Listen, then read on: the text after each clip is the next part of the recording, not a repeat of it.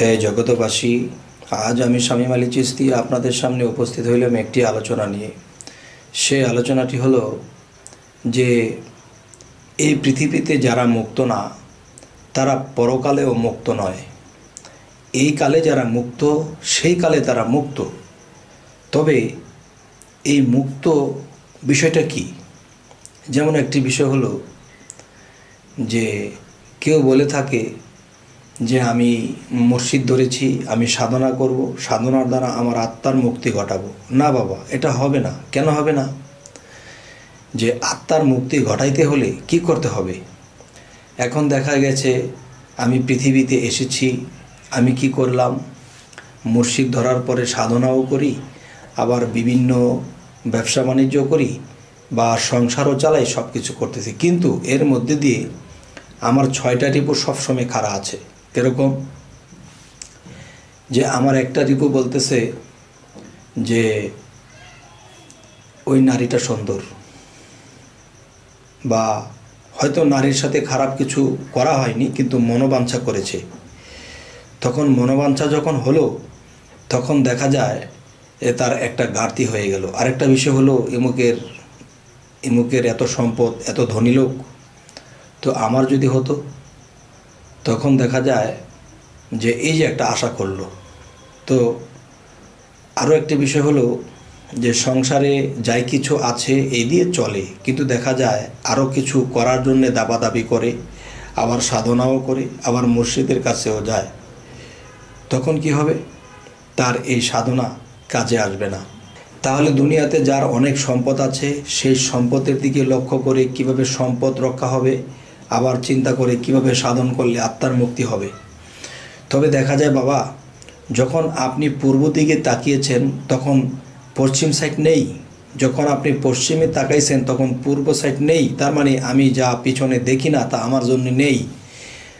তো এই জন্য বলি যে আমি যে কোনো একদিকে তাকাতে হবে। যেমন হজরত ঈসা আলাইহিস সালাম বলেছে, নাঙ্গলে হাত দিয়ে যারা পিছনে তাকায় সত্যই বলিতেছি তারা পথ হারাবে। তো এই জন্য আল্লাহমুখী যে হয়েছে, আল্লাহর দিকে তাকিয়ে থেকে আমি যখন চলতে থাকবো তখন পিছু ফিরে যখন আমি তাকাবো না, তখন সেটা পিছনের বিষয়টা আল্লাহ নিজেই দেখবে। আর আমি যখন আল্লাহর দিকে এক চোখ করেছি, পিছনে আবার চোখ করেছি, তখন একদিকে চাইলে আরেক দিকে নাই, ওদিকে চাইলে এদিকে নাই। তাই আল্লাহ মানুষকে সামনের একটা সাইডে চক্ষু দিয়েছে, পিছন দিয়ে দেয়নি। কারণ যেদিকে মানুষের রূপ করবে সেদিকে অগ্রসর হবে, এবং সেই সাইডটি অগ্রসর হবে, সেই সাইডটি সে উন্নত করবে। যদি কেউ দুনিয়ার ধন সম্পদের জন্য লেগে যায় তো হয়তো একদিন ধন সম্পদ হয়ে যায়, কিন্তু কেউ যদি সমস্ত দুনিয়াবি ত্যাগ করে বলতে কি, দুনিয়ার লোভ লালসা ত্যাগ করে যখন আল্লাহর দিকে রওনা দিয়েছে তখন সে একদিন আল্লাহকে পায়। তবে হে জগতবাসী, যে যারা এই কথাগুলো বলে তাদের জন্য আজকে আমার এই আলোচনাটি, যে বলে থাকে যে আমরা মুর্শিদ ধরেছি, আমরা সাধনা করি, আমরা মৃত্যুর পরে আত্মার মুক্তি নিয়ে নেব, আমাদের আত্মার মুক্তি হয়ে যাবে। না বাবা, আত্মার মুক্তি বলতে কি, এই পৃথিবীতে যে মুক্ত না সে পরকালেও মুক্ত নয়।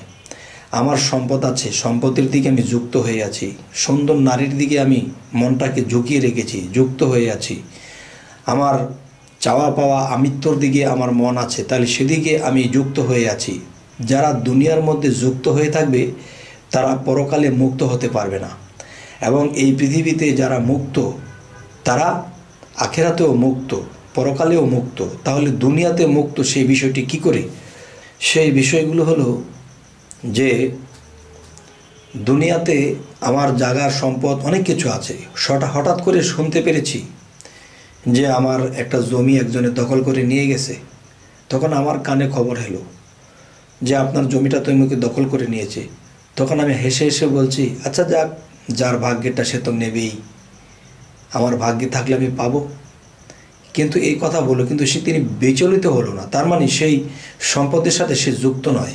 আরও একটি বিষয় হলো, সে একটি কাজে দেখা গেছে বরিশাল গিয়েছে বা ময়মনসিংহ গিয়েছে ঢাকা থেকে, হঠাৎ করে একটা ফোন তার কাছে গেল যে আপনি কোথায় আছেন? যে বাবা আমি একটু বরিশাল এসেছি একটা কাজে।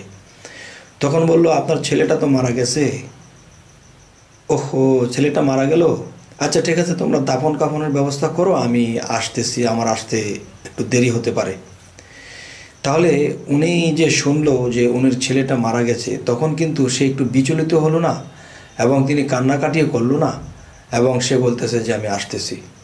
তাহলে তার মানে কি, এই পৃথিবীতে তার সন্তানাদি আছে, তার সম্পদ আছে, এই এই সম্পদের প্রতি এবং সন্তানাদির প্রতি তার ওরকম মায়া মহব্বত নেই। শুধু একমাত্র মায়া মহব্বত আল্লাহকে পাইতে সে নিজেকে কুরবান করে দিয়েছে।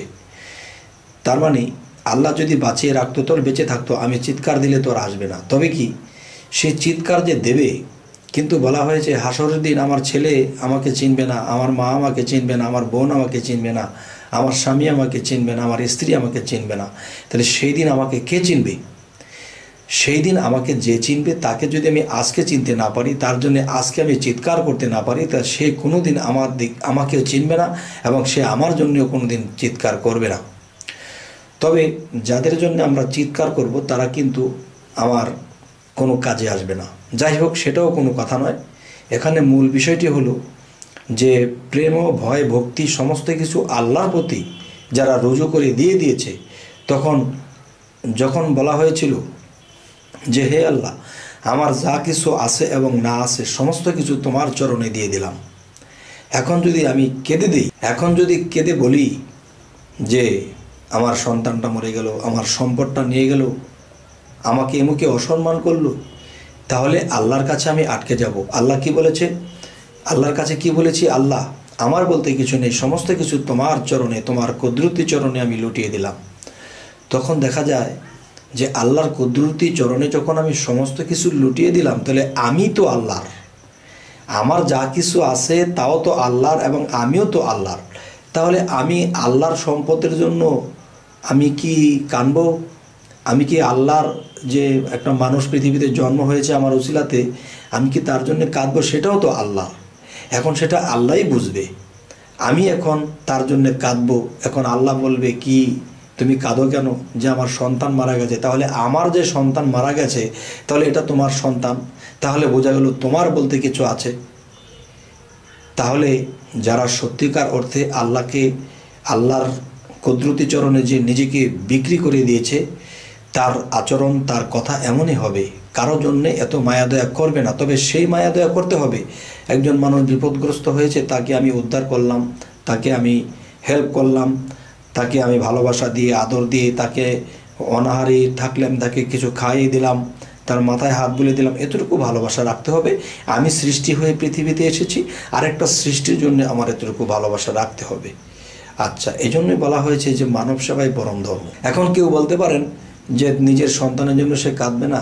নিজের সন্তান কই? যেদিন সে আল্লাহকে নিজের সমস্ত কিছুকে অর্পণ করে দিয়েছে আল্লাহর কুদরতি চরণে, তখন সমস্ত কিছু তো আল্লাহর হয়েছে। এখন আল্লাহই বুঝবে যে সে মৃত্যুবরণ করলে কেন, এবং মৃত্যুবরণ করার পরে তিনি কোথায় যাবে, এবং আল্লাহর সম্পদ এখন আল্লাহ বুঝবে।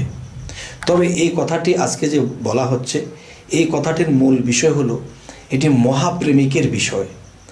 সর্বত্যাগী অনুরাগী তিনি হন বৈরাগী, এরকম একজন ব্যক্তির জন্য আজকের এই আলোচনাটি। সকলে এই আলোচনাটা মেনে নাও নিতে পারে। তবে হে জগতবাসী, আমি পরবর্তীতে যেন একটু ভালো ভালো আলোচনা করতে পারি, এই জন্য আপনাদের কাছে আমার একটি বিষয়ে বলার, যে আমাদের চ্যানেলের আলোচনা যদি আপনাদের ভালো লাগে তো অবশ্যই সাবস্ক্রাইব করে রাখুন, পরবর্তীতে আমাদের ভিডিওগুলো আপনাদের কাছে পৌঁছে যাবে। তো আজ এই বলেই রাখবো, সকলেই ভালো থাকবেন। আল্লাহ হাফিজ।